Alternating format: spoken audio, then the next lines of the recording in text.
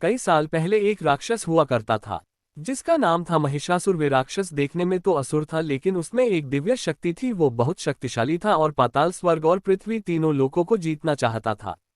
इस सब को पाने के लिए उसने भगवान ब्रह्मा की कड़ी तपस्या की। महिषासुर ओम हैम ही श्रीं क्रीं क्ली स्वाहा सच्चित एकम ब्रह्मा। उसने एक ऊंचे पर्वत पर एक टांग पर खड़े होकर कई साल तपस्या की और इसी दौरान उसने हर तरह की तकलीफों झेला, चाहे वो तेज बारिश हो, तूफान हो, बर्फ हो और चाहे कड़ी धूप हो। ये सब देखकर भगवान खुश हुए और आखिरकार उस सच्चे राक्षस के सामने प्रकट हुए। भगवान ब्रह्मा बोले, आंखें खोलो महिषासुर, मांगो, क्या मांगना चाहते हो? महिषासुर, मुझे इतना शक्तिशाली बना दो कि कोई भी मुझे मार ना पाए। भगवान ब्रह्मापुत्र, हर जीवन का अंत सुनिश्चित है, मैं तुम्हें ऐसा वरदान नहीं दे सकता। महिषासुर, ठीक है, तो मुझे ना कोई देवता, ना कोई दानव और ना ही कोई मानव मार पाए। अगर मुझे कोई मार पाए तो वो एक स्त्री हो। भगवान ब्रह्मा, तथास्तु। वर प्राप्ति के बाद महिषासुर ने पाताल और मृत्यु लोक पर धावा बोल दिया। सभी प्राणी उसके अधीन हो गए। कुछ समय बाद उसने इंद्र लोक पर हमला बोल दिया और सभी देवताओं को वहां से भगा दिया। परेशान देवताओं ने जाकर अपना देख ब्रह्मा विष्णु महेश को बताया। ये सब सुनने के बाद त्रिमूर्ति ने दुर्गा देवी की रचना की। शिव, विष्णु, ब्रह्मा और इंद्र ने अपने त्रिशूल, सुदर्शन चक्र और कमंडल और व्रज को उनको दिया और हिमवंदे ने उनकी सवारी के लिए शेर दिया। माँ दुर्गा ने कहा, मैं उस राक्षस का वध करके ही लौटूंगी। फिर क्या था, माँ दुर्गा ने हिमालय के शिखर से महिषासुर को जैसे ही जोर से पुकारा, अन्य राक्षसों ने माँ दुर्गा पर आक्रमण कर दिया। माँ दुर्गा ने सभी राक्षसों को पराजित कर दिया। ये सब देखकर महिषासुर को और गुस्सा आ गया। उसने माँ दुर्गा पर आक्रमण कर दिया। बस इसी मौके का इंतजार कर रही माँ दुर्गा ने महिषासुर के साथ युद्ध आरंभ कर दिया। ये युद्ध 9 दिन तक चला और अंत में माँ दुर्गा ने महिषासुर को मार गिराया। ये देखकर सभी देवी देवता प्रसन्न हो गए